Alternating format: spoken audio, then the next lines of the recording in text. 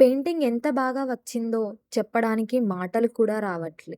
ఇదే మన last video of అమ్మవారి పెయింటింగ్.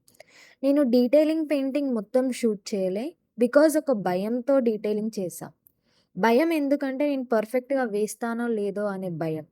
కానీ భయంని పక్కకు పెట్టి నువ్వనే మనిషివి ఏమైనా చేయగలుగుతావని, నిన్ను నువ్వు నమ్మితే ఏదైనా సాధిస్తావు అనే కాన్ఫిడెన్స్ ఇచ్చింది నాకు ఈ పెయింటింగ్.